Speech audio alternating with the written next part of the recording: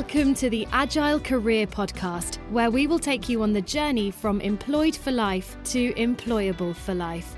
We'll give you the tips, insights, and strategies to help you build the transferable skills that you'll need. So let's get started. Please welcome your host, Günther Richter. Hello, listeners, and welcome to another episode of the Agile Podcast. Today's guest, I'd like to call a people professional. And I'm going to let Eldon explain a little bit more about that. But one of the things I'm really keen on doing on this podcast is bringing together people from different spectrums, I guess, of the skills and careers domain. And I think it's going to be a really interesting discussion today. I've called Eldon a people professional. What I won't do is expand on that. I'm going to let Eldon introduce himself. Eldon, welcome to the show. Welcome from Ealing in London today. Indeed. Thank you very much, Günther, for having me on here today. It's definitely an honor. So to talk a little bit about myself initially. So there's kind of two sides in terms of what I do from a people perspective. So the first side of it is that I've got about 18 years technology recruitment experience. I started off working for various different agencies. And over the last sort of 8 years, I've worked for a couple of consulting firms. So the first one is the Information Management Group, the World BI Partner of the Year, and also a variety of different awards, the UK Partner of the Year for Microsoft as well. And then there was an integration, and then I worked for Hitachi Consulting for just over 3 years. And this was hiring IT digital transformation specialists that work on projects for clients in the financial, utilities, manufacturing, retail, hospitality, and public sector domains. From a point of view of the sort of types of people that I've placed, so you said that I'm a people person. So yeah, lots of different people I've placed over the last 18 years, over 600. These have been people that focus on technology, functional, sales, marketing, finance, legal, and even sort of head of department hires as well. Now, in terms of the sort of areas of competency and skills that I've got expertise in, there's areas such as business partnering, headhunting, pipelining, strategic workforce planning, GDPR projects. That's a horrible word, GDPR, but there are a lot of fun and games in that area. We remember partnering on that one together, Günther. I know that well. Yeah, you were certainly my coach, and we had some very good people combining on that particular project at the time. So some of the other areas I've got experience in are areas such as employer branding, diversity and inclusion, and also employee engagement and retention. So yeah, that's part one of me, the talent acquisition lead type specialist. The other part of me is the newer side, is the sort of life coaching, mentor and career coach specialist. So I have been supporting a number of executive professionals on their successful search for work, tackling areas such as resilience, motivation, job search, marketing plans, CV reviews, source stories, interview practice, first 90-day planning of work when they join new roles or firms. And I've been adapting material from Sumo, Paul McGee, and the 7 Habits of Effective People by Stephen Covey to help these clients. And then more recently, I've joined a network called Intercell. This is a student mentor scheme, so providing support to 18 to 24-year-olds, providing them with support and guidance throughout their university studies to the actual postgraduate phase. And then in terms of some of the more studying that I've been doing more recently, Günther, so I'm kind of halfway through my studies for a life coaching advanced qualification. And I've been providing a number of adults with life coaching support, identifying and helping them to reset their limited beliefs and values, and focusing on things like goal setting and really empowering them to take responsibility and to grow. So there's 2 strands of where I'm at the moment, Günther. Well, thanks. I think that's a great introduction. And, I think one of the reasons, from us talking, I thought that you'd be really fascinating guests because of the multifaceted kind of experience that you have. So talking on the podcast, normally we often approach the conversation from a job seeker's point of view. Mm-hmm. We're talking about careers, so we're talking about job changes and job progressions and career disruptions and all of those sorts of things. Now, obviously, more often than not, you've sat on the other side of the table, and I often joked if you had joined IM Group before I joined, I probably wouldn't have been selected, and we would kind of laugh about that. But I think, it's putting a different perspective on jobs and recruitment, thinking about that person sitting on the other side of the table. So that was the one thing I found fascinating. But then also, as you start talking about the second part of your role, or where you're growing, is that new experience in terms of coaching. So you yourself are in the career transition. And I thought, bringing all of these factors together is, I don't want to say the perfect storm, but there's some really good things to talk about. So I've been really looking forward to this chat. Excellent stuff. I'm indeed looking forward to sharing all these different experiences today. Yes. Super. So I guess going back in time then, cast your mind back, you talked about 18 years or so. You introduced yourself as, specializing in the technology, in terms of recruitment and placement in the technology space. But, think about, I guess, going back to school, end of school, those sort of formative years. And I know we've spoken about this before. What sort of career did you see yourself moving into? What were your sort of interests? Okay. So I had a big interest in terms of IT and computers, and I think we've talked about this before. I was from the sort of Amiga, and that's probably an old-fashioned computer for many of us here. It's probably us senior citizens would understand what that machine was all about. So I was a massive Amiga fan, and all the sort of technology around that. And I managed to finally get my hand on one of those Amiga computers when I was, I think, the age of about 16. And it was kind of like my inroad into IT. And it had a wonderful chip inside it, the Motorola 6800, which for many people, part of that generation would know. It was a fantastic little machine. So I kind of got my interest in it from that stage. And then even from an earlier stage, I had an interest in the sort of Sinclair Spectrum machines as well. Always aspired and wanted one, but finally got my first machine back at that age. And it was very much, as I said, that point of view of sort of understanding how they work inside, and, a bit of sort of knowledge picked up on in terms of programming these things and the sort of basics and fundamentals of, the different work systems, operating systems at the time. That was something that I kind of had initial interest in. But then what happened with me, I sort of went off in a slightly different direction. So I kind of had that initial interest, but I think for me, it was when I was the age of 18, Gunter, I think that what I needed at that time was a mentor. Do you understand what I mean? Someone that had been there before, that would have been able to kind of point me maybe into the right sort of direction. And I think for me at 18, I kind of got very sort of focused on kind of social studies, as well as sort of having a little bit of an interest in tech, but I didn't go to a technical college. And I think that if I was to sort of turn back the hands of time, as that song goes, I think that I probably would have been better sort of going into something that was a more sort of technical related college. But I kind of initially looked at the area of law, and I sort of played around with that for my first year of university. But then I sort of decided after that first year that I was more sort of, someone that was geared around business, marketing, technology.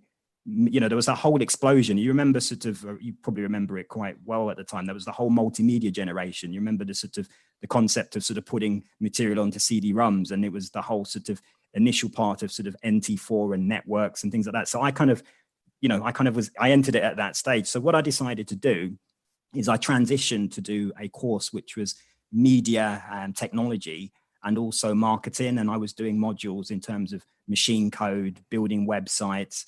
And then on another day, I'd be sort of writing a report of how to save Marks and Spencer's or how to save Next. And then on another day, I'd be sort of doing all sorts of mathematics, scientific mathematics as well, thrown into that. And then another day doing sort of sales promotion type, essays. And so it was kind of, I think for me, some people might think it's a bit strange at the time, but that degree for me was a brilliant one because I was always somebody that liked a bit of sales, marketing, also liked a bit of tech, liked a bit of IT. And I think I kind of found a course that really sort of got me to kind of experiment in lots of different areas. So yeah, that's kind of where that was the degree that I did. And that was at Bedfordshire University. And then what sort of happened, Gunter, was that I remember, and I think it's the value of making sure that you are proper prepared and planned and you put yourself in the right way. So at the careers fair, I can remember it at the time. This was back in 2001. I'm sure we can all remember what we were doing back at that stage. And what I did, I remember I sort of rocked up to the careers fair, and I remember that I put on my suit, although it was a bit misfitted at the time. And literally I sort of had my CV in my hand and I had a few copies of it. And I sort of went around to all the different companies that were there at the time. And what I did is at that particular point of time, there was a wonderful company there, a little small SME business. They were called Entropy Voice and Data. And basically they were like a mixture of a company. So they were telephony, they were sort of a Dell partner. They were also a Samsung telephone switch company. They did things like lease call routing. And it was a really great opportunity that I saw there. And I went there and I was fully professional, on point. And I managed to gain an interview and I managed to gain a job with that company. So it just goes to show the value of just making sure that you're prepared at those careers fairs and, you know, who you can meet and who you can network with. So that role sort of got me my first stint into sort of, you know, the whole area of IT communications and telephony. And it was a really great role. I mean, I did that for sort of my first year. And it was everything from sort of pulling cable, getting my hands cut to pieces.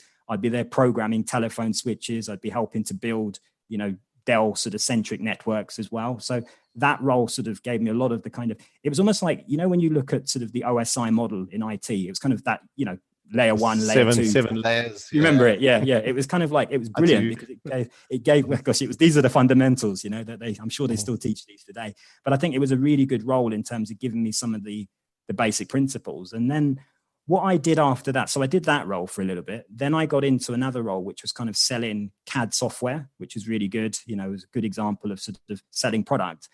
But then I made another change, and it was into the area of IT recruitment. So I got approached by a wonderful agency at the time, Pareto Law, one of the best sales technology agencies in London. And I passed their assessment day. And then what happened with those guys is they got me an opportunity, an interview into the progressive IT recruitment company. And that's kind of where my IT recruitment experience began from there, really. Yes.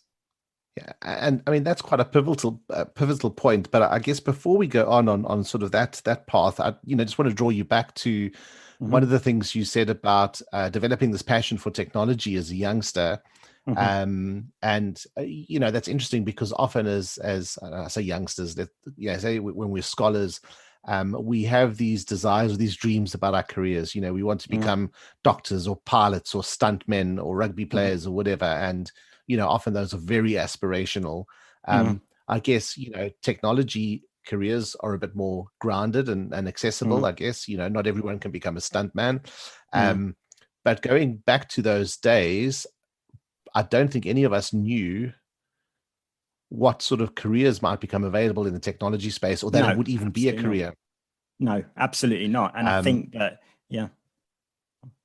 And you know, I think, and that's often something that comes out of these chats on the podcast, is that when we're studying or choosing our paths early on in our careers or our academic studies, we're often learning and studying for jobs that don't yet exist. I agree. And I think the other thing then, as you talked through your studies, you know, obviously the first, you did a bit of law, but, then went to media and technology. And I think, you know, you're starting to knit together the way you're describing it as a multitude of technology skills, business skills, media skills, people skills, you know, and you can sort of see, you know, how your set of transferable skills started shaping there, which then, of course, I guess kind of led you onto your first job. So you talked about those technology jobs, but as you say, you then made that pivot into recruitment, and it was fairly early in your career, I guess. It was, given. And I guess what sort of drove you to make that pivot, because it's quite significant, you know, going from a hands-on techie to recruitment. Yeah, I think when you go back to it, I think that there was the aspect of, on my degree course, there was the kind of sales management and branding modules that I was doing at the time. And I think with myself, I mean, yes, I'm technical, but I was never sort of an A-star programmer. And I think that I think what basically happened to that regard was that I looked at it and I kind of thought, where can I sort of knit some of these skills and, you know, attributes that I have? And I think that particularly when I first moved into the IT recruitment area, because I had that background of tech, and there wasn't that many people at the time that were moving into that sector that had that knowledge, it gave me a massive advantage because obviously I did understand the fundamentals of how computers work, how to build a website, the difference between good and bad, the whole kind of the basics of, say, object orientation and, those sort of, the whole sort of software development life cycle. I think because I'd been at university and picked up those knowledge, and then, going to that company called Progressive at the time, they gave me a massive opportunity because the area that I was focused on was called PC development.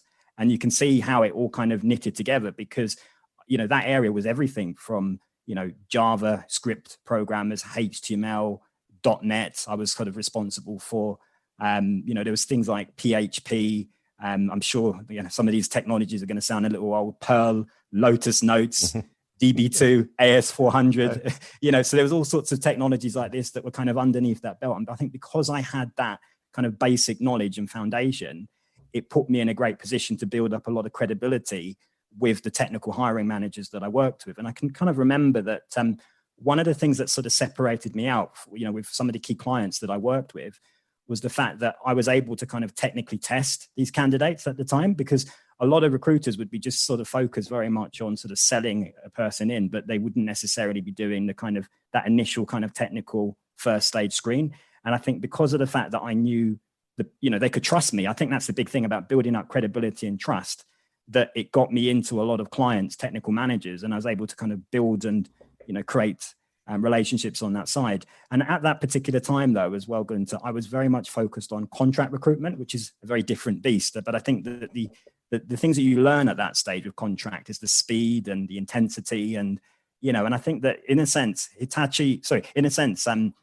this company Progressive was a great boot camp. There was some fantastic training that they provided to us. I mean, they took a lot of the training from, I don't know if you've heard of these two people before, but they borrowed a lot of principles from Neil Rackham, who has a book which is based on spin selling.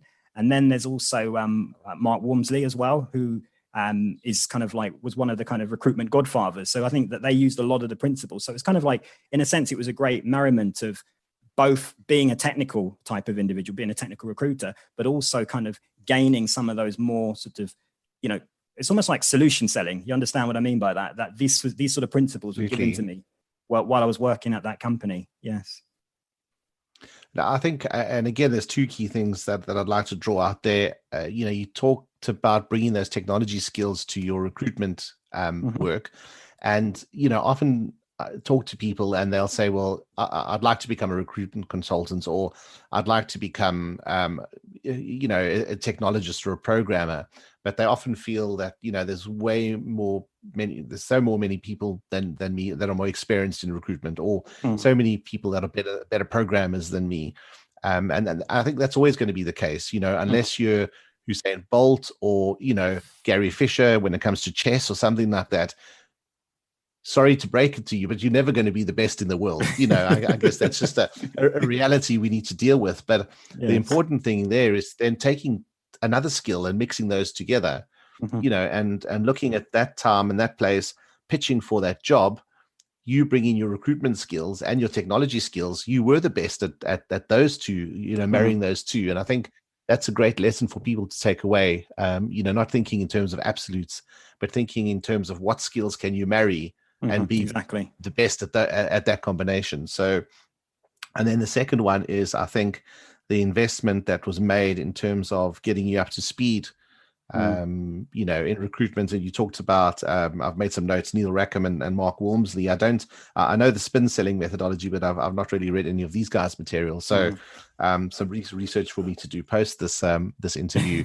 And I think that's incredibly important as well, that investment that's made in people, or often that opportunity is offered to employees, but they don't take it. So, be aware of, as an employee, those opportunities that get offered to you by your employer. Yes. For learning and development.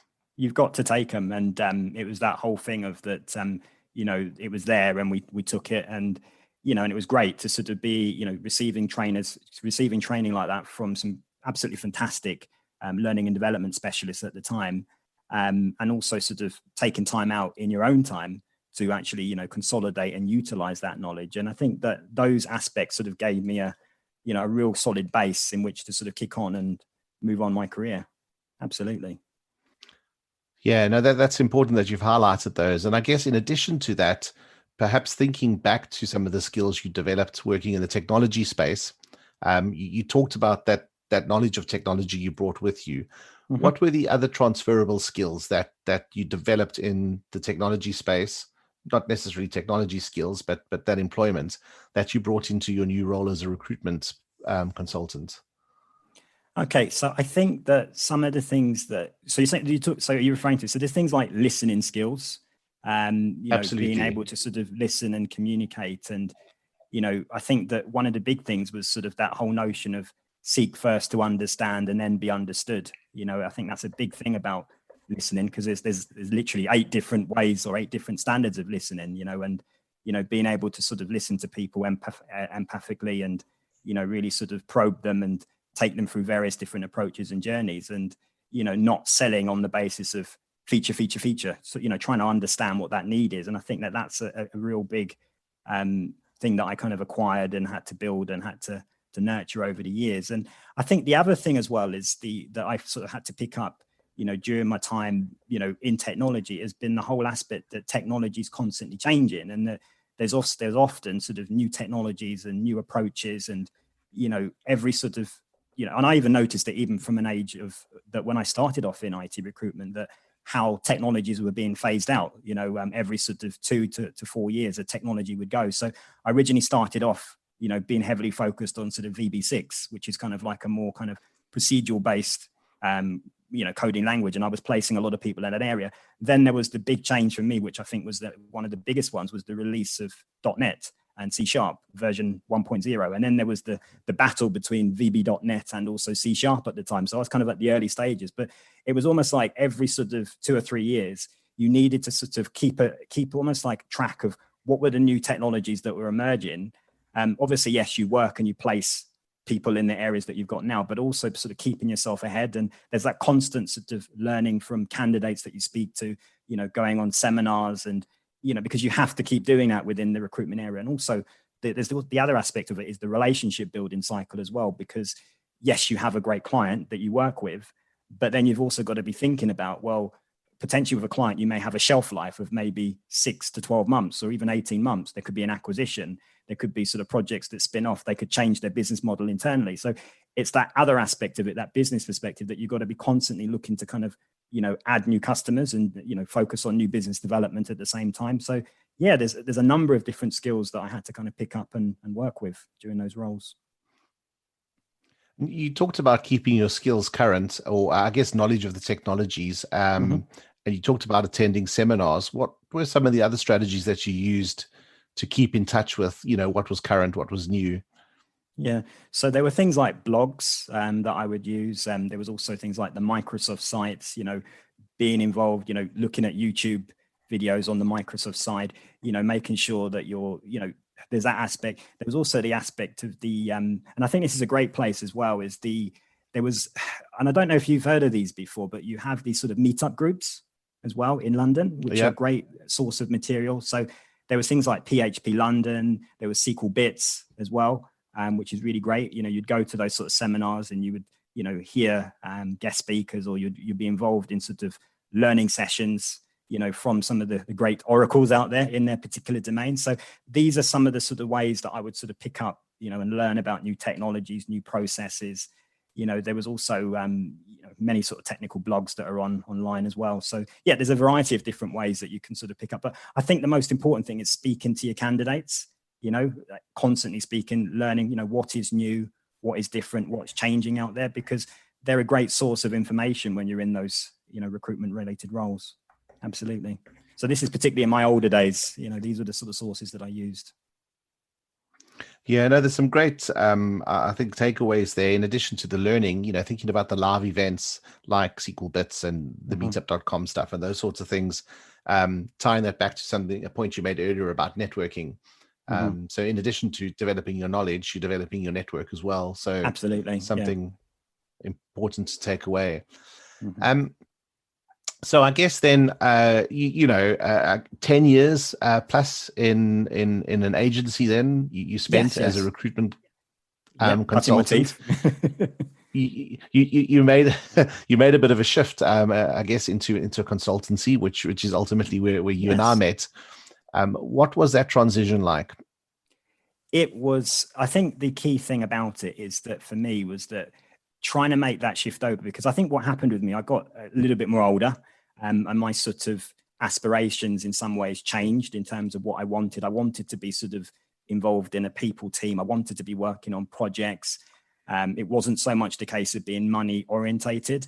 I was looking at sort of, looking to sort of build people, sort of take them on their careers, add value into a company, because sometimes you just place a person and it's kind of like, that's it. You kind of move on to the next one. But I wanted to kind of see the journey out and be more involved, within a HR function. So it was quite a difficult change at first, because I think that there's a lot of kind of misconceptions about agency recruiters. There's a lot of them that give the industry a bad name.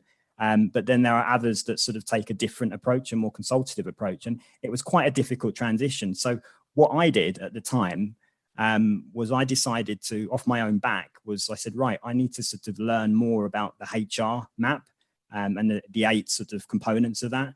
So what I did is I enrolled, and it was quite an interesting experience going back to college at night school. And yeah, I absolutely loved it. It was sort of, going back to school 10 years later, with all the sort of changes of reference, the reference standard had massively changed from when I was there. It felt like a different generation, and sort of being in a class, learning, sharing ideas. I absolutely loved it. It was kind of like, that whole aspect of taking on new concepts and learning about the theory of HR management, employment relations, diversity and inclusion, the whole sort of aspects of these areas. And it was really wonderful. But then I think what happened was that because I had made that transition over and started to do the course, I think there's an aspect of that when we look at people, and there's also this big thing about trust. Yeah. And I think this is the problem, that, trying to make that move over, there wasn't necessarily that trust in terms of companies that I was approaching at the time. And I think that by doing that course and the learning that I did at the time, it kind of meant that people kind of saw me not just as a recruiter, they saw me as a business partner, they saw me as a HR specialist. So it was a great course to do. And what I remember sort of my approach to what I had is that I did a wonderful essay for my course. And what I did is I approached the information management group at the time. So both Vaughan and also Llewellyn Fernandez. I've got a lot of time for both of these two here. And I approached them with my... so if Llewellyn's featured on the podcast as an earlier guest. So definitely. We got a really good set of guests here. Absolutely. So there's the connection there, and the Brunel connection, as they say, because they're both from Brunel University. But yeah, what it was, I then positioned myself and put almost like a business case together of what I could do for a talent acquisition team. And because I'd done a little bit of work for them before as an agency recruiter, I think that it kind of really kind of took down the risk factors. And yeah, hence, after sort of 3 or 4 interviews, they gave me a wonderful opportunity to join their department. And we achieved some great things in that period of time that I was with them. Yeah, I mean, and us working together, there were some really good years, and absolutely. I guess obviously things have moved on since then, but kind of thinking back to then and thinking about you then investing some more in yourself, thinking I wanted to go and learn more about the HR domain. I wanted to broaden my skills. I think that's an important thing to draw out to the listeners as well. Is yes, you could have gone and done more of the same at another agency, absolutely. Or potentially even a consultancy, but you absolutely saw the value in growing and I guess putting another couple of arrows in that quiver and and saying, well, I can bring a lot more than just the recruitment skills. Mm-hmm. Yeah. And it was absolutely a great experience for networking, learning from other companies, how they do things. And yeah, I would absolutely say to people that, going to night school, it's, yes, there was a little bit of that sort of resistance at first. Then it was sort of, oh my gosh, I'm back in school 10 years later. But, the knowledge that you pick up and the contacts, I mean, it was absolutely, I'd recommend it to anybody, go and keep on learning. That's the key thing. We have to keep learning and growing. Yeah, absolutely. And I mean, what would you say when you contrast, you said it almost felt like a different generation, but how did you find going back to study versus studying, before you into the working world? Okay. So I think the big challenge was that obviously the references has changed and, it was all sort of a lot more sort of online based. And And then I think the other thing, the big challenge with sort of going back 10 years later was sort of managing your time. Because the difference obviously is being a student, it's a different sort of lifestyle in that you're kind of, you are geared 100% to being focused on your studies, and your whole life rolls around your lectures. Whereas sort of going back in sort of 10 years later, it was that aspect of sort of combining being a husband, having a full-time job. Do you understand? It was that, and obviously as well that you get to the weekend sort of thing, and, you want to sort of kick back and you want to sort of just go and relax. And, it's that part of sharpening the saw renewal. But in this instance, when you sort of go back to night school or whatever, you go and do education like this, it's kind of combining and sort of, balancing, that effort. But then you've got to look at the longer term, and you've got to look at what the benefits are, and adapting your life, adapting your schedule. And I got there, and we did very well on that course, and I made some fantastic contacts that I'm still liaised with now. Absolutely.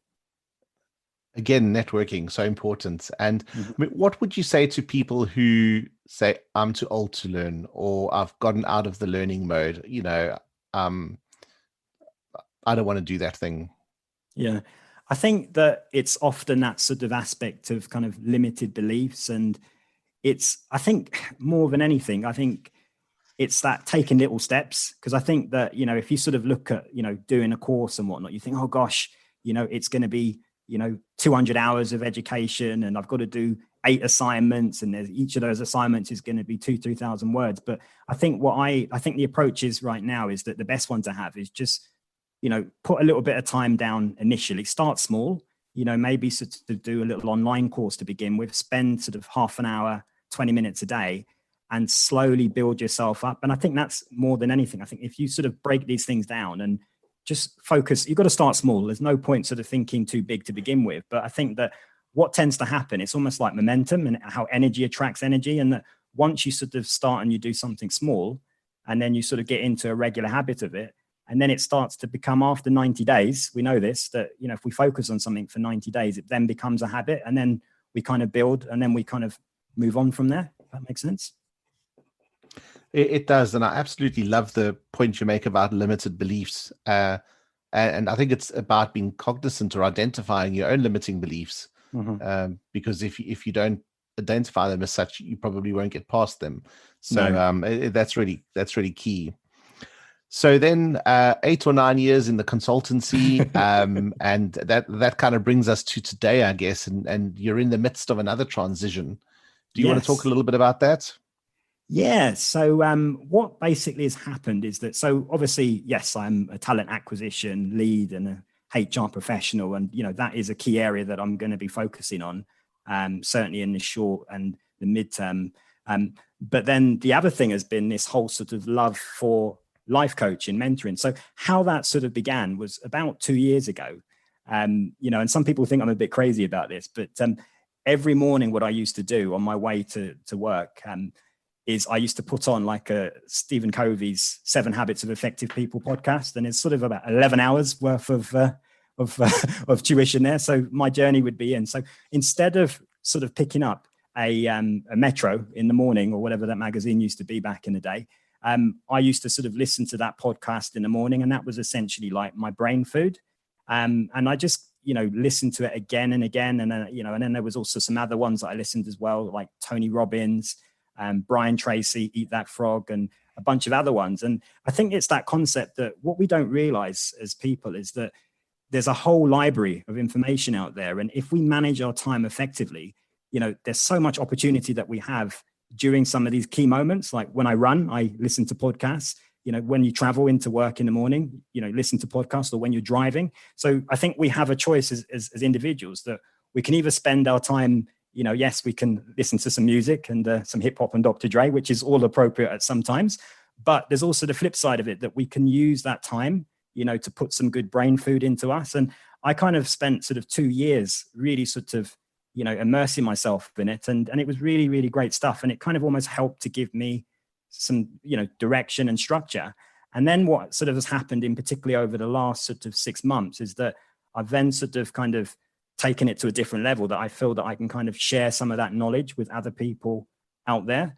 And I think I mentioned, as I said at the beginning now, so there's kind of like, there's the life coaching that I'm sort of helping people with, there's mentoring, and there's also a bit of career coaching that I'm also supporting people with at the same time.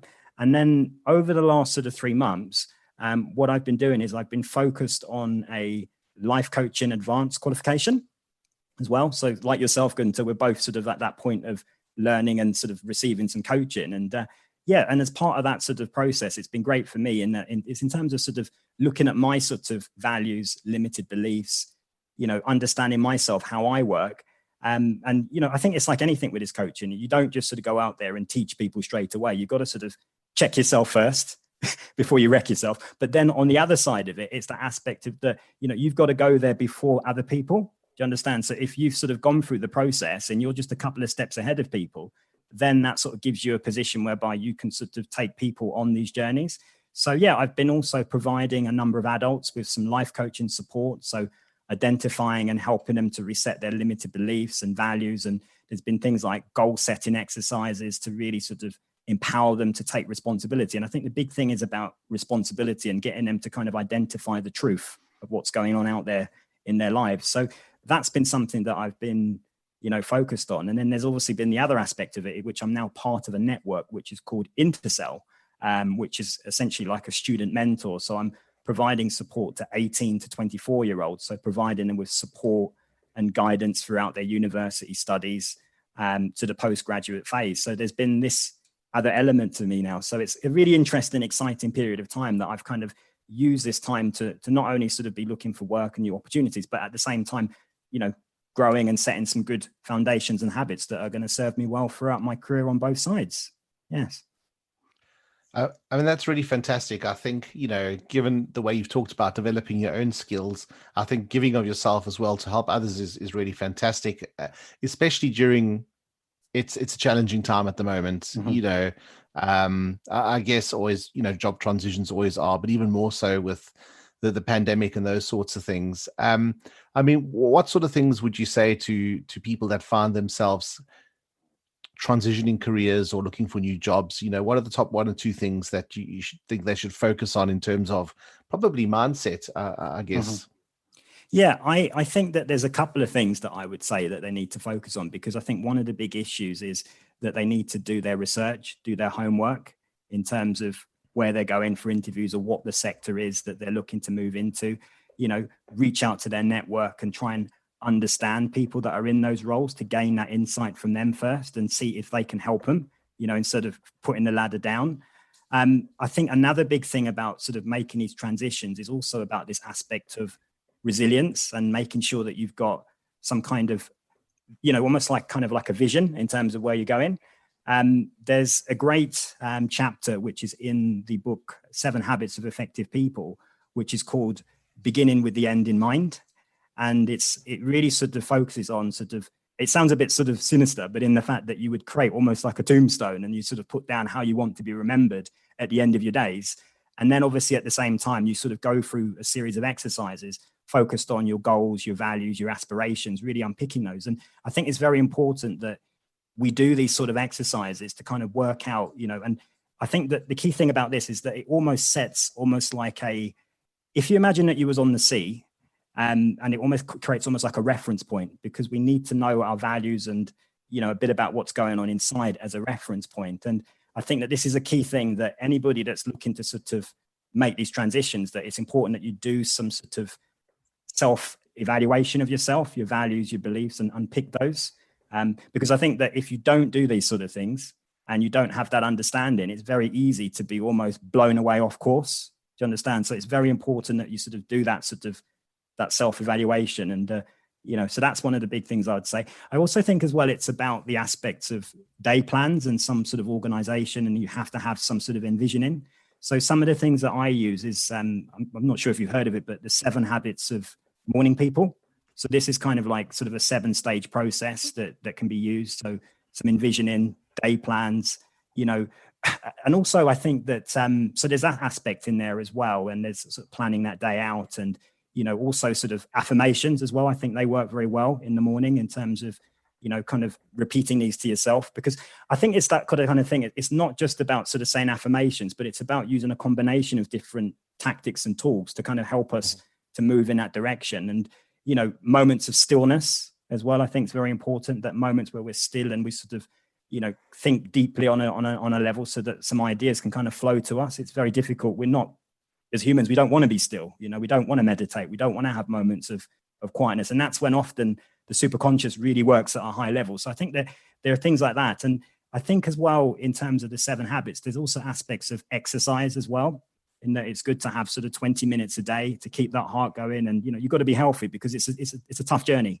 to understand. And also a bit of sort of almost gratitude, in that we need to kind of also be appreciative of where we are right now, what it is that we need to be thankful for at this point in time. Because obviously when you're going on those journeys and trying to move into different areas, sometimes there's points whereby you feel not happy because of the way things are going, or there could be little wins, but because of the fact that the way our minds are conditioned, that sort of balance between the inner coach and the inner critic, that we sometimes lose focus of the little steps of positivity that we're making each day. So there needs to be some sort of appreciation each day, or whether or not that's in the morning, around that. So those are some of the sort of things that I would say in terms of it. So some sort of day plan or some sort of lifestyle plan, I think would be a great thing that I would recommend to anybody out there. Okay, that's brilliant. There's so many good takeaways here. So I'm absolutely going to write these all up in the show notes. What I'm also going to share in the show notes are the book record. You talked a lot about Stephen Covey and the 7 Habits. You mentioned Brian Tracy, Eat the Frog, Tony Robbins. I'll write these all up in the show notes. Listeners can. And I've got one more for you all. I've got one or two more as well, just to sort of reiterate. So one of them is another one that's been really useful, and I think that it depends on what style of learner that you are. So one of the more recent ones that I've been really a big sort of fan of is a book by Paul McGee, and it's called Sumo: Shut Up and Move On. Sumo, so yes. Yeah. So what's happened with that one is that he sort of borrows a lot of the sort of theories and aspirations from. He takes a lot of sort of the aspirations from Stephen Covey, and it's kind of like it's packaged in such a nice way that it's very light. And I think that it's a sort of book that I think that most people can.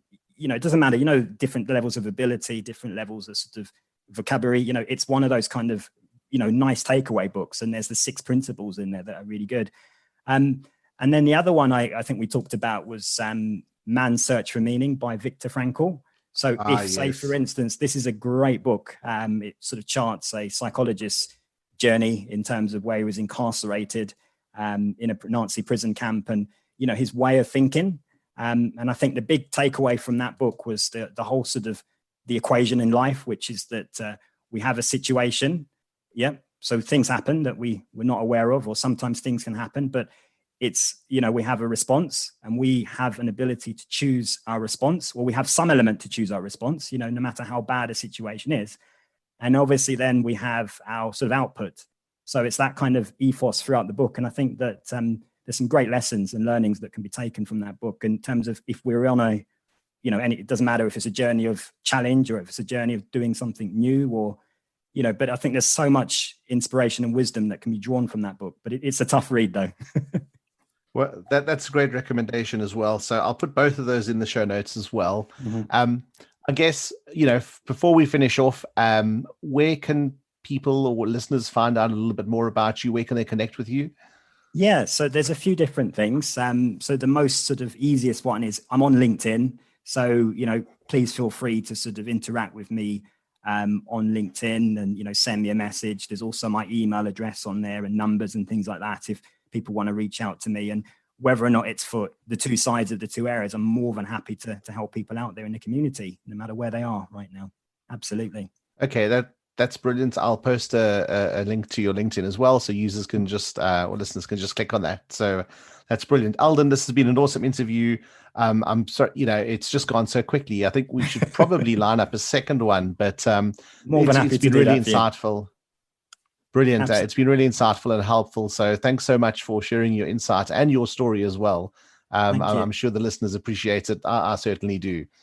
Absolutely. And thank you, Gunther, for giving me a chance to share some of my ideas and learnings and my experience on your wonderful platform. Thank you. That's okay. I've loved talking. Excellent. You take care. You too, Eldon.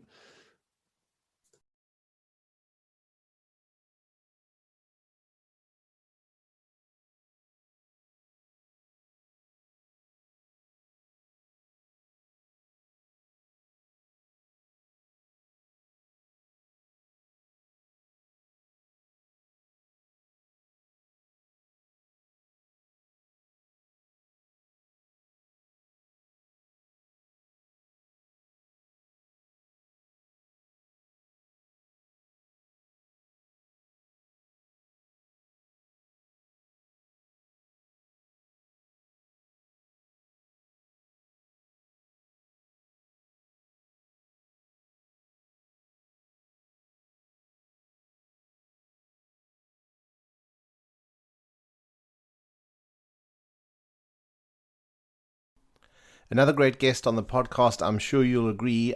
So much insight and knowledge from Eldon. So once again, I'd just like to thank Eldon, for sharing all of that with us, sharing his story, sharing his tips and insights from the world of recruitment, and of course, wish him well on his journey. Before we finish off, though, as usual, I'm just going to go through a few key points that I've taken away from the episode. Just to draw those out because I think they're quite important. So the first one was what Eldon said about being prepared and planned for change or chance meetings and networking opportunities. He used the example of going to a careers fair, but not just to kind of passively browse, but to be prepared to have conversations about career opportunities, and ultimately it resulted in a job. So and that goes hand in hand with my next point around don't underestimate the power of networking. And of course, networking is something that comes up consistently on almost all of the podcast interviews. Seek first to understand and then be understood. I think that's a really great piece of advice.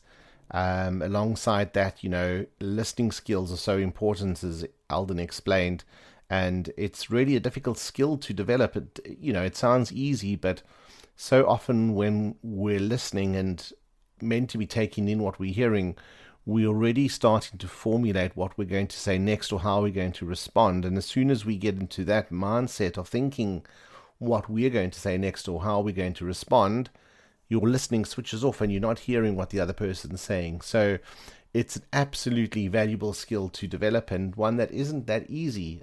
So it's something that I think we all need to work on and constantly develop.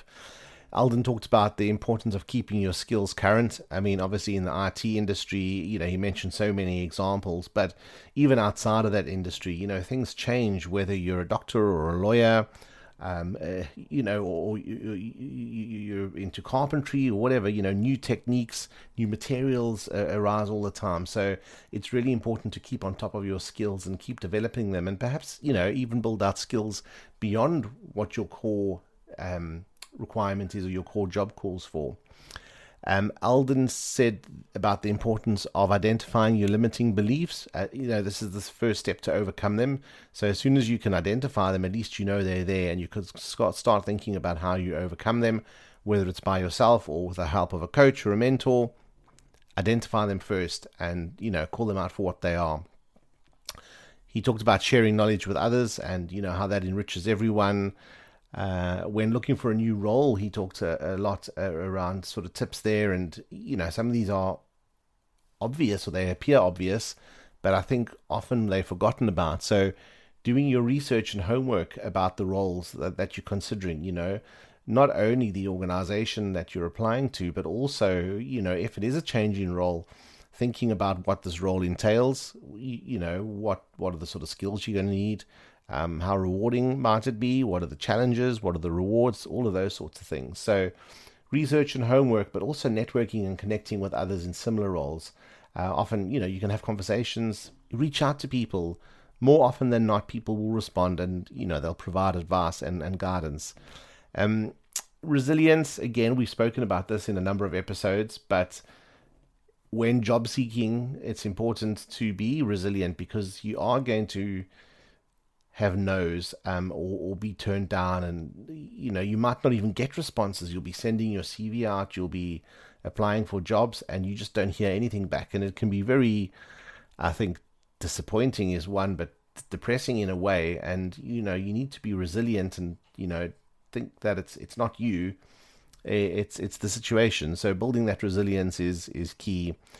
And then the sort of final two bits, and I think this was born of a lot of thinking that Eldon had done around reading Stephen Covey and the 7 Habits of Highly Effective People, was around planning and organizing your day, especially when you are between jobs, for example, and you lacking perhaps a bit of structure.